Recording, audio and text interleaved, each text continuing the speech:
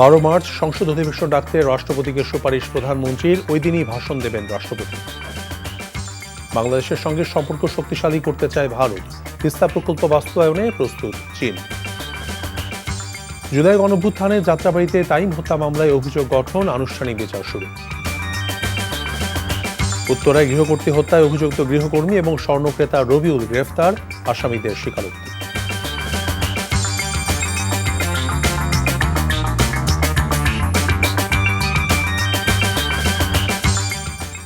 আসসালামু আলাইকুম, মীর তৌফিক হোসেন স্বাগত জানাচ্ছি এনটিভির সন্ধ্যার খবরে। গ্রাউন্ড 7 শিরোনাম দেখছিলেন, এবার বলছি পুরো খবর।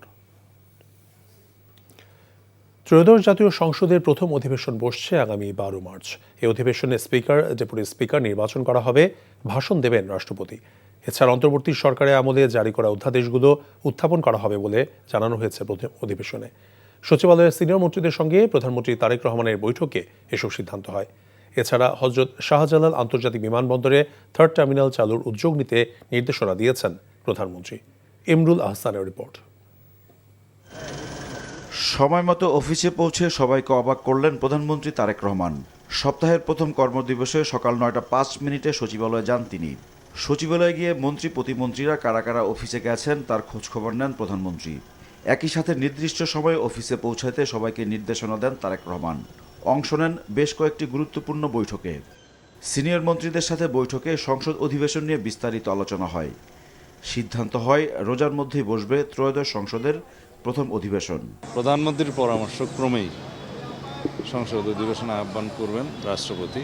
সেটা নির্ধারণ হয়েছে 12 তারিখে মার্চের সংসদ অধিবেশন আহ্বান করা হবে এবং সেই অধিবেশনে কি কি কর্মসূচি থাকবে, কার্যসূচি, অর্ডার অফ দি ডে, সে বিষয়ে আলোচনা হয়েছে। যেমন সেই অধিবেশনে স্পিকার, ডেপুটি স্পিকার নির্বাচিত হবে এবং ইন্টারিম গভর্নমেন্টের আমলে যে সমস্ত অধ্যাদেশ প্রণয়ন করা হয়েছে সেগুলো উপস্থাপন করা হবে, সুপ্রস্তাব হবে প্রথা মাফিক এবং রাষ্ট্রপতির ভাষণ হবে।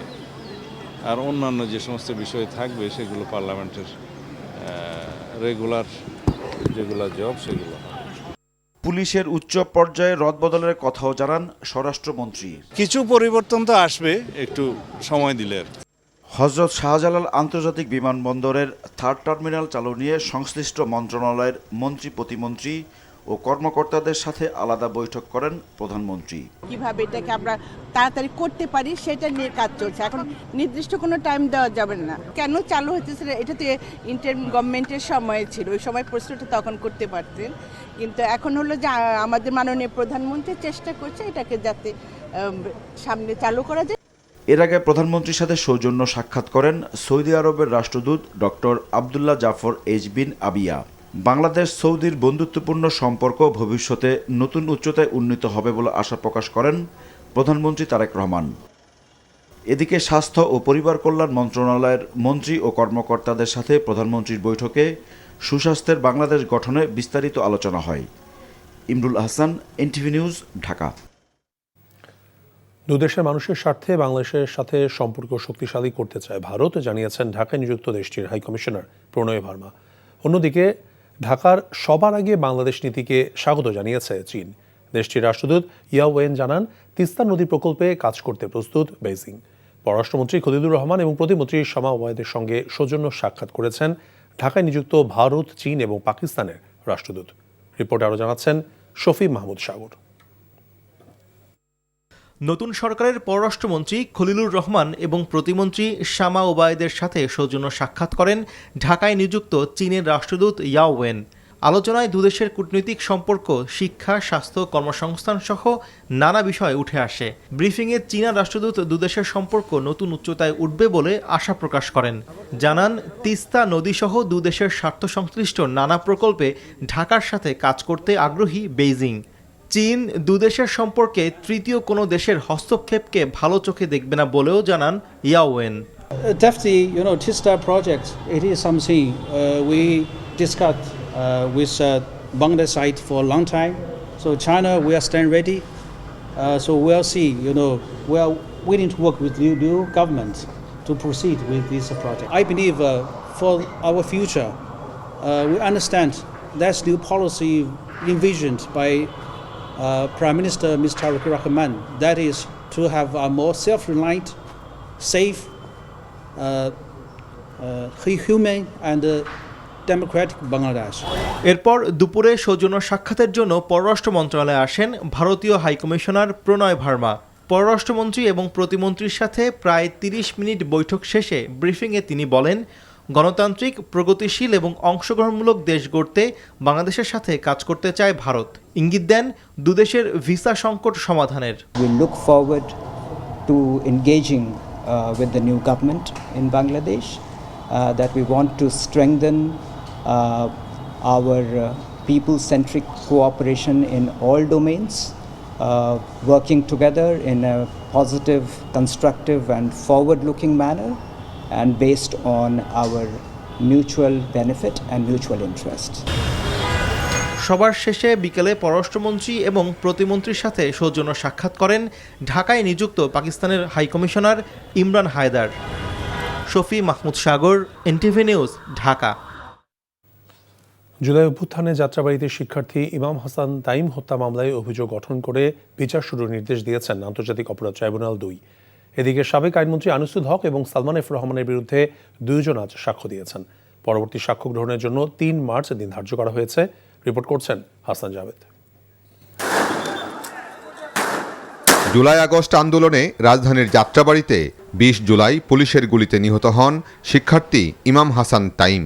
সেই হত্যার ঘটনায় ডিএমপির সাবেক কমিশনার হাবিবুর রহমান, যুগ্ম commissioner Sudip Kumar Chakraborty, DC Iqbal Hussain, ADC Shakil Mohammad Shamim, ADC Masudur Rahman Monir সহ ১১ জনের বিরুদ্ধে অভিযোগ আনে প্রসিকিউশন।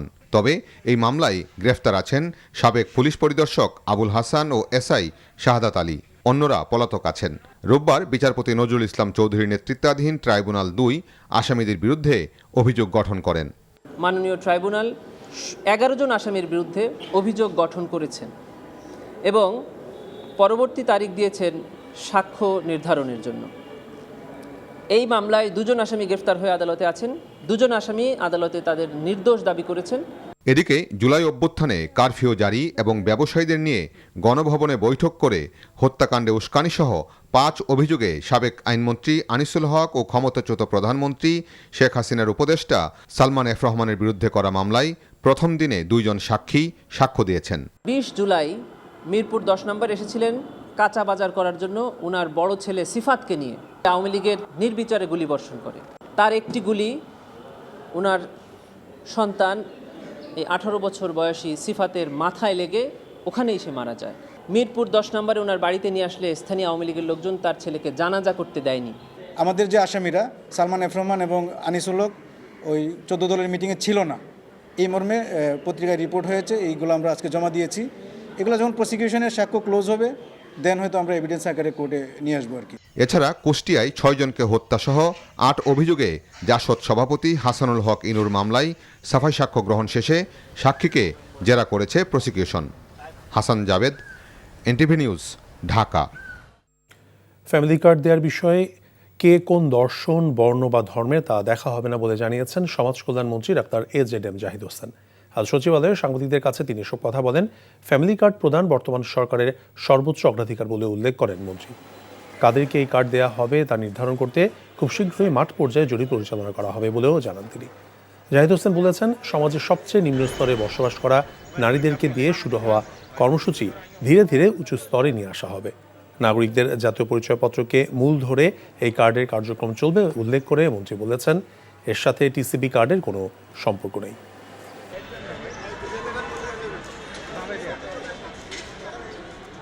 পিছিয়ে পড়া মাদেরকে সামনে আনা, তাদেরকে সম্মানিত করা, তাদেরকে তাদের মর্যাদা দেওয়া, সেই লক্ষ্যেই ফ্যামিলি কার্ড। আর ফ্যামিলি কার্ড ইউনিভার্সালি দেওয়া হবে, অর্থাৎ এখানে কোনো ধরনের ফ্যামিলি কার্ড দিতে যে কোনো ধরনের পিক অ্যান্ড চুজ এরকম কোনো সুযোগ সুবিধা ব্যবস্থা রাখা হবে না, সো দ্যাট ডিসক্রিমিনেশনের কোনো ধরনের সুযোগ না থাকে। আসন্ন স্থানীয় সরকার নির্বাচনে মেয়র পদে দলীয় প্রতীকে ভোট হবে কিনা তা নির্ভর করছে জাতীয় সংসদ অধিবেশনের সিদ্ধান্তের উপরে। রোববার সাংবাদিকদের সঙ্গে আগারগাঁও নির্বাচন ভবনে কমিশনার আব্দুর রহমানুল মাসুদ কথা বলেছেন। কমিশনার বলেন, যেহেতু বর্তমান সংসদে বিএনপির সংখ্যাগরিষ্ঠতা পেয়েছে, তাই প্রতীকের বিষয়ে সিদ্ধান্ত দলটির উপরই নির্ভর করছে। সাংবাদিকদের আব্দুর রহমানুল মাসুদ বলেছেন, শেরপুর ৩ এবং বগুড়া ৬ উপনির্বাচনের পাশাপাশি সংরক্ষিত নারী আসনের নির্বাচন হবে শিগগিরই। মেয়র পদে দলীয় মনোনয়নের বিধান পরিবর্তন প্রসঙ্গে তিনি বলেছেন, অর্ডিন্যান্সের মাধ্যমে সেটি বাদ দেওয়া হয়েছে, তবে সংসদে সেটি অনুমোদনের পর সে অনুযায়ী নির্বাচন হবে। সংরক্ষিত নারী আসনের নির্বাচন নিয়ে ইতিমধ্যেই দলগুলো প্রাথমিক কাজ শুরু করেছে। বিধি অনুসারে শপথ গ্রহণের ৯০ দিনের মধ্যেই এই নির্বাচন করার বিধান আছে বলে জানান কমিশনার।